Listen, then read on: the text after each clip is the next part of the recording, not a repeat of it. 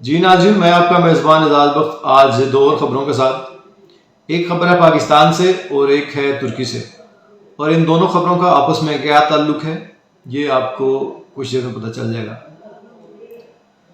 تو خبر جو پاکستان سے ہے وہ بہت افسوسناک ہے. کراچی میں آپ کو پتہ ہے وارداتیں ہوتی رہتی ہیں، اور جو ڈکیتی اور رازدانی کی وارداتیں بہت عام ہیں وہاں پہ. تو ایسی ہی ایک واردات آج جمعہ ہوئی جس میں ایک فیملی، مطلب ایک باپ اور بیٹا کہیں سے پیسے لے کے آ رہے تھے 3 لاکھ روپیہ. تو اس کی مخبری تھی کسی کو، یا کسی نے انہیں کہیں سے مطلب وہ پیسے لیتے دیکھا ہے یا بینک سے نکلتے دیکھا ہے. تو وہ گاڑی میں آ رہے تھے، چھوٹی گاڑی تھی کوئی، تو اس کے پیچھے بائک پہ 3 لوگ سوار تھے، 2 بائکس پہ 3 لوگ سوار تھے.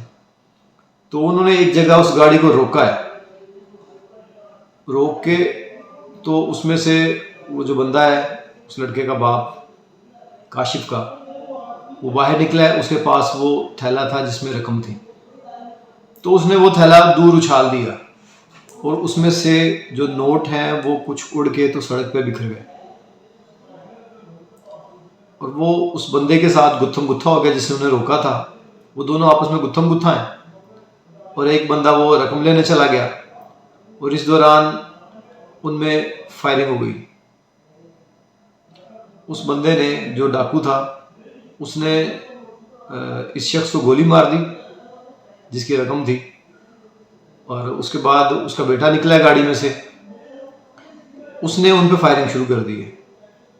اب ایک بندے کو اس نے گولی ماری ہے، وہ ادھر گر گیا اس کے پاس، لیکن کچھ دیر بعد وہ اٹھ کے بائک لے کے نکل گیا. اور جوابی فائرنگ میں یہ جو لڑکا کاشف ہے یہ بھی زخمی ہو گیا.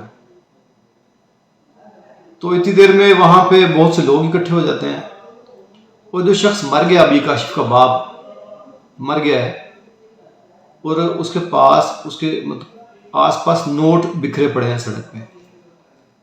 تو وہ نوٹ اٹھانے کے لیے لوگ اکٹھے ہو گئے ہیں. اتنی دیر میں ایک ایمبولینس آتی ہے.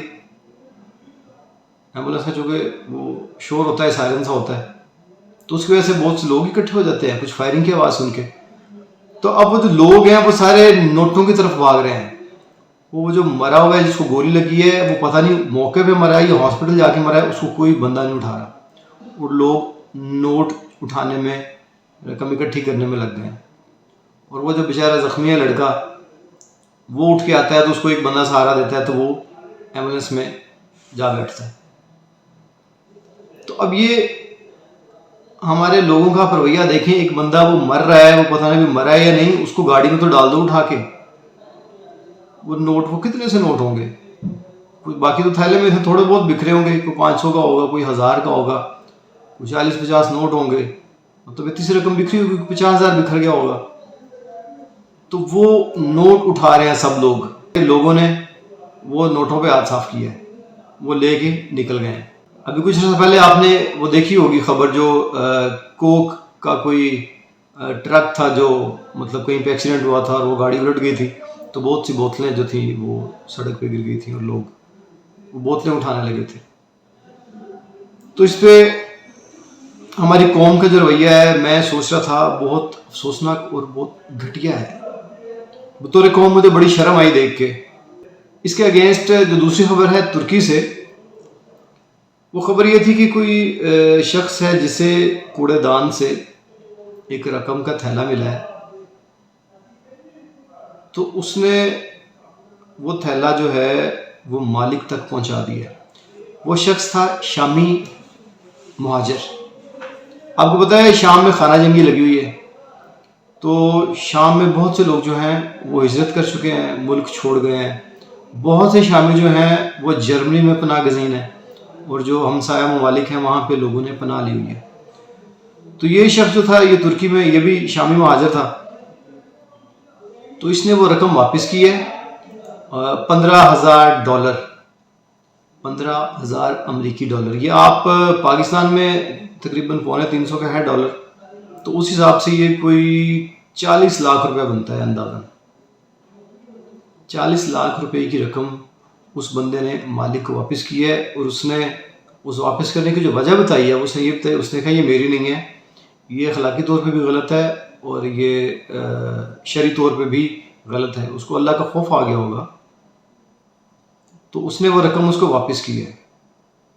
ابھی اس سے ملتی جلتی دو اور خبریں میرے ذہن میں آ رہی ہیں کچھ عرصہ پہلے کی، وہ میں آپ سے کسی اور ویڈیو میں شیئر کر دوں گا۔ ویسے یہ شام میں جہاں پہ خانہ جنگی لگی ہوئی ہے، جہاں پہ لوگوں کی ضروریات ہیں، لوگوں کے پاس گھر نہیں ہے، لوگوں کے پاس کھانے کو کچھ نہیں ہے، لوگوں کو بہت سی مشکلات کا اور بہت سے مسائل کا سامنا ہے، ان کی بہت سی ضروریات کے لیے دیکھیں وہ 40 لاکھ روپے کی رقم جو بندے کو ملی وہ رکھ بھی تو سکتا تھا، وہ لے کے کہیں آگے پیچھے ہو جاتا، چلا جاتا، لیکن اس کے ضمیر نے گوارا نہیں کیا۔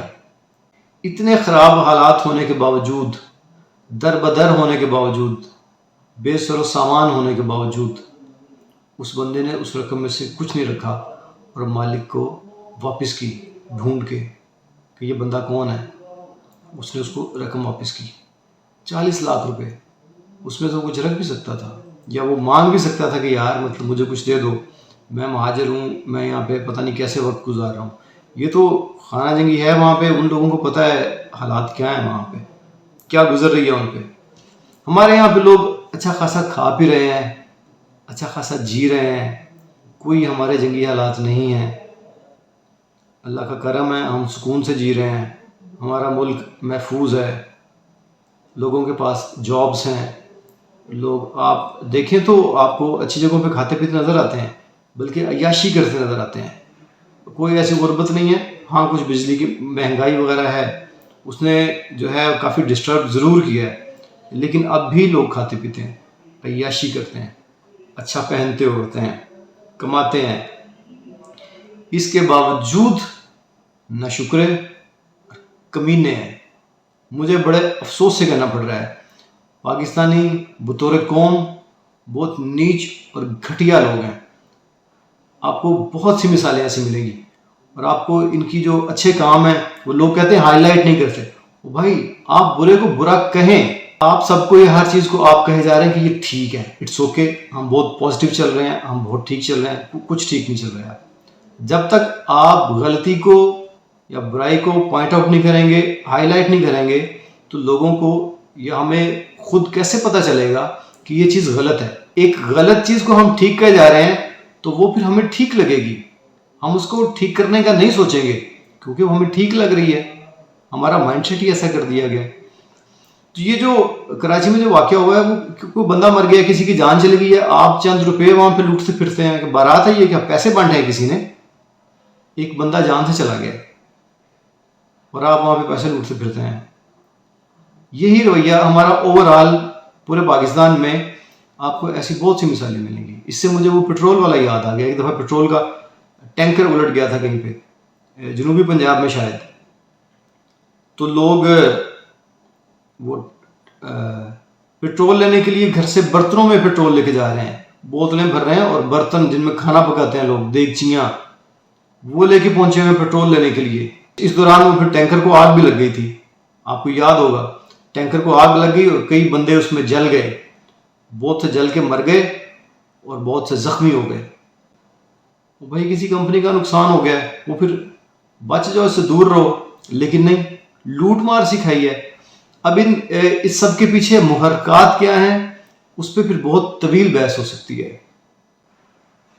اور اس کے بعد پھر کراچی میں ابھی کچھ عرصہ پہلے کی بات ہے، اسی طرح کا حادثہ ہوا، تو پھر پولیس نے باقاعدہ وہ ٹینکر کے ارد گرد پہرا دیا، باقاعدہ سیکورٹی لگا دی کہ اس کے قریب کوئی نہ ہے، کیونکہ اپنے لوگوں کا پتہ ہے اداروں کو بھی کہ ہماری کیا حرکتیں ہیں۔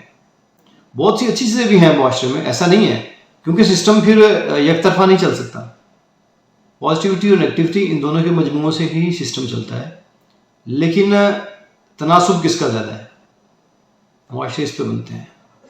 وہ شامی مہاجر کی وہ جو خبر میں نے دیکھی، بہت اچھا لگا کہ وہ ایک بندہ اپنے ملک سے باہر ہے، اس کے پاس پتہ نہیں جاب ہے یا نہیں ہے، وہاں پہ مانگ رہا ہے، یہ پتہ نہیں کوڑے میں وہ کیا کر رہا تھا۔ آپ وہ دیکھیں، پتہ نہیں کیا کر رہا ہوگا کہ اس کو کوڑے کے وہ جو یہ ڈبے ہوتے ہیں، جو کوڑے دان ہوتے ہیں بڑے بڑے، وہاں سے اس کو وہ تھیلا ملا ہے، تو پتہ نہیں وہ کوڑا اکٹھا کرتا تھا یا یہ جو پلاسٹک وغیرہ اکٹھا کر کے بیچتے ہیں، کچھ ایسا کام کرتا تھا، جانے کیا کرتا تھا وہاں پہ کوڑے دان کے پاس۔ وہ کیا کر رہا تھا، کچھ تو کر رہا ہوگا۔ آپ کو پتہ ہے عام بندہ کوڑے دان کے پاس بھی نہیں جاتا، دور سے گھما کے کوڑا پھینکتے ہیں اس میں اور نکل جاتے ہیں۔ تو اس کے کیا حالات ہوں گے. اس کے باوجود اس نے واپس کیا کیونکہ اس کے ضمیر نے گوارا نہیں کیا. اس کی تربیت ایسے بنیادوں پہ ہوئی ہوگی کہ اسے لگا کہ یہ واپس کرنا چاہیے. اس نے ضروری سمجھا اور اس نے واپس کر دیا. 40 لاکھ روپیہ تقریباً. تو قوموں کا کوئی کردار ہوتا ہے, کوئی تشخص ہوتا ہے, کوئی بندوں کی اپنی کوئی سیلف رسپیکٹ ہوتی ہے. مجھے اس قوم میں کوئی سیلف اسٹیم نظر نہیں آئی ابھی تک. بہت سے لوگوں میں لوگ کمینے اور گھٹیا ہیں, گھٹیا لوگ ہیں ہمارے, نیچ رکھتے ہیں, ان کی ساری دنیا سے نیچ رکھتے ہیں.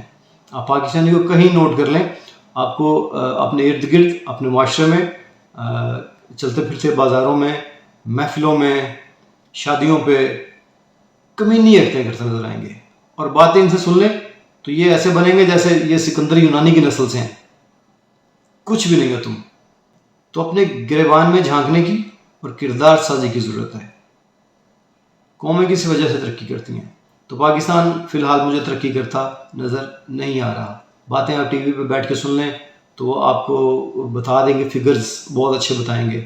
ہماری اکانومی یہاں جا رہی ہے, ہمارا لٹریسی ریٹ یہاں جا رہا ہے, ہمارے اسپورٹس میں ہم یہ کر رہے ہیں, کرکٹ میں ہم نے اتنا بجٹ لگا دیا ہے, اور تعلیم پہ یہ بجٹ ہے, صحت پہ یہ بجٹ ہم نے لگا دیا ہے, ہم وہ ترقی کر رہے ہیں, یہ جو انفراسٹرکچر پہ ہم بہت بجٹ لگا رہے ہیں.